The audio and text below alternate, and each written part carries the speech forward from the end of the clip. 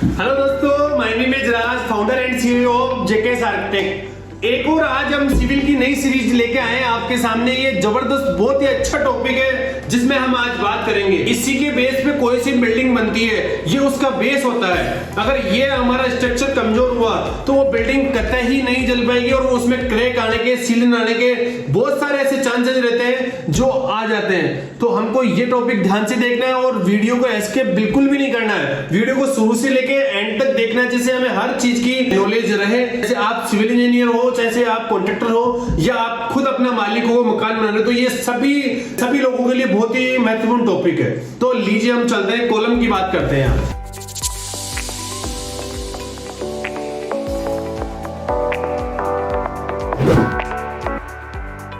सबसे पहले तो मैं बात करता हूं कॉलम की। जो रिंग बनाते हैं, वो रिंग का जो एंड स्पान होता है तो वो 135 डिग्री पे रोटेट होना चाहिए। अगर आप उसको 90 डिग्री पे पर रोटेट करते हैं तो वाइब्रेटर चलाते हैं तो उसका जो निकलने का डर होता है। तो रिंग बनाते समय हमको ध्यान में रखना चाहिए जो एंड स्पान होता है रिंग का, वो 135 डिग्री पे रोटेट होना चाहिए, जिससे जो कॉलम का जो भी हमने स्टील दिया है उसको बाइंड अप करने में अच्छी तरह मजबूताई आए। प्लस कॉलम जो फुटिंग से लेके जो डीपीसी लेवल तक अपना कॉलम आता है, उसकी रिंग जो दूरी, डिस्टेंस दूरी होती है वो कम से कम लेनी चाहिए। लाइक जैसे ऊपर अपन 6 इंची ले रहे तो नीचे 3 इंची 4 इंची तक सेंटर चले, क्योंकि जो सारा लोड बिल्डिंग का लोड आता है वो फुटिंग के आसपास ज्यादा आता है, नीचे आता है फुटिंग के बीच। वही उसको स्ट्रक्चर बचा के रखता है और क्रैक आने के चांसेस ना के बराबर हो जाते हैं अगर इस तरीके से अपन कॉलम में रिंग डालते हैं तब। अब दोस्तों रिंग के बाद में बात करूंगा जो भी हमने स्ट्रक्चर की जो ड्राइंग के अंदर कॉलम में स्टील दिया है, जैसे लाइक 8-16 mm के सरिये दिए हुए हैं, हमको उनको जो नीचे जो एल बनने हैं वो अगर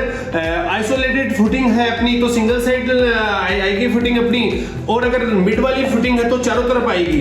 तो ये हमको बात ध्यान में रखना चाहिए। तो उनकी जो नीचे एल बनते हैं उनकी जो लेंथ होती है वो कम से कम 2 फीट होनी चाहिए। अगर 2 फीट से कम अपन लेंथ लेते हैं तो वो अच्छी तरीके से स्टैंडिंग नहीं होंगे।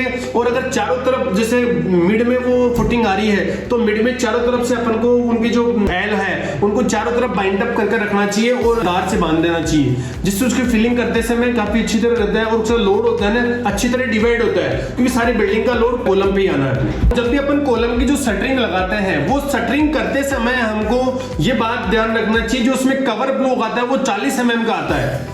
कवर ब्लॉक का हमेशा हर जगह ध्यान में रखना चाहिए। अगर कंक्रीट अच्छी तरह चारों तरफ लिंक नहीं हुई तो स्टील कभी भी काम नहीं करेगी, क्योंकि कंक्रीट और स्टील दोनों मिक्स होके ही अच्छी तरह उसका स्ट्रेंथ बनाते हैं। तो उसका जो कवर ब्लॉक होता है वो 40 mm होता है और नीचे से ऊपर तक अपन को कवर ब्लॉक लगाना चाहिए, जिससे उसकी शटरिंग अच्छे से हो सके और फिनिशिंग अच्छे से आ सके। अब मैं बात करने जा रहा हूँ रेशियो की। जो कॉलम को फिल करते समय रेशियो क्या रखना चाहिए और कंक्रीट कौन सी काम में लेना चाहिए अपन को। जो कंक्रीट है जो उसकी मोटाई है 20 mm लेनी चाहिए और जो रेशियो रहेगा वो M25 रहेगा।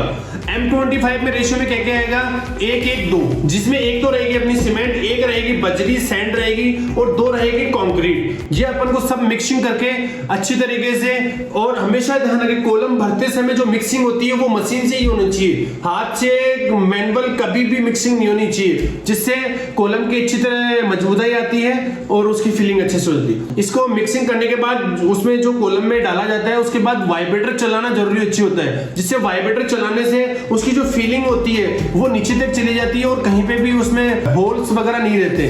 तो कॉलम को एक तो रेशियो की बात हमने कर ली, दूसरी हमने बात कर ली कि उसको वाइब्रेटर जरूर ही चलाना चाहिए उसके अंदर। जब भी अपन कॉलम का स्टील का ओवरलैपिंग करते हैं तब किन किन बातों को ध्यान में रखना चाहिए।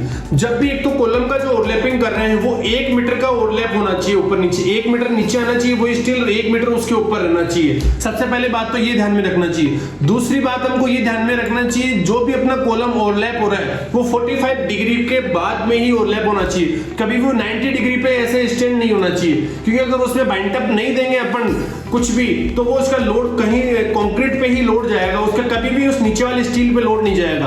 अगर नीचे वाले स्टील पे अपन को लोड देना है तो उसको बाइंड टेप स्टील को करना ही पड़ेगा। स्टैंडिंग 90 डिग्री पे अपन को स्टील नहीं लगाना चाहिए कहीं पे भी। जब भी अपन फुटिंग फिल करते हैं, फुटिंग फिल करने के बाद बाद में जो हम कॉलम की जो मार्किंग होती है वो नीचे ही मार्किंग कर लेनी चाहिए, सेंटर सेंटर। जैसे लाइक 12 फीट सेंटर लाइन दे रखी है तो वो नीचे सेंटर लाइन मार्क करना चाहिए फुटिंग करने के बाद, क्योंकि 1-2 इंची वो थोड़ा बहुत आउट होने का डर रहता है। एंड दूसरी बात करूं, मार्किंग करने के बाद में जो 2 इंच की वहां पे स्टार्टर आता है वो नीचे ही अपन को फिल करना चाहिए, जिससे जो भी अपन जो शटरिंग लगा रहे हैं कॉलम की, वो फ्रेम लगा रहे हैं, वो अच्छी तरह से उसमें टिकाऊ हो जाए और वो उसमें कभी भी बैंड नहीं आएगा। तो ये हमको 2 चीजें जरूर ध्यान रखनी चाहिए। एक तो कॉलम की मार्किंग फुटिंग करने के बाद नीचे ही मार्किंग करनी चाहिए, जो सूत वगैरह अपन डालते हैं वो डालना चाहिए कॉलम की मार्किंग से। देन उसके बाद में 2 इंच की जो उसकी फिलिंग होती है स्टार्टर से, वो फिलिंग कर लेना चाहिए, जिससे बैंड होने के चांसेस बिल्कुल भी नहीं होते। जो ये मार्किंग और जो ये मैंने 2 इंची फिलिंग करने की बात बताई है कि 2 जगह करनी चाहिए। एक तो हमारे फुटिंग नीचे पे, एक डीपीसी लेवल आने के बाद भी वापस से अपन को मार्किंग करके, जिससे क्रॉस चेक हो जाता है, और एक ईच जो अपन रूफ कास्टिंग करते हैं उसके बाद तो ये प्रक्रिया कंटिन्यू चलते ही रहनी चाहिए। Thanks for watching this video, please like and subscribe this channel. ऐसे ही अगर और भी सिविल के आपको वीडियो देखना है तो हमारे बैक साइड में वीडियो बनाए हुए वो आप देख सकते हो, और आने वाले वीडियो और भी मजेदार रहेंगे। तो आपको आने वाले वीडियो का नोटिफिकेशन पहले मिल जाए तो प्लीज इस चैनल को आप सब्सक्राइब कर लीजिए एंड बेल आइकन को प्रेस कर लीजिए, जिससे आने वाले वीडियो सबसे पहले आपको मिल जाए। इस वीडियो को ज्यादा से ज्यादा अपने दोस्तों में शेयर कीजिए, जिससे आपको आपकी और दोस्तों की सबकी नॉलेज ज्यादा से ज्यादा बढ़ जाए और काफी अच्छा रहेगा। थैंक्स दोस्तों।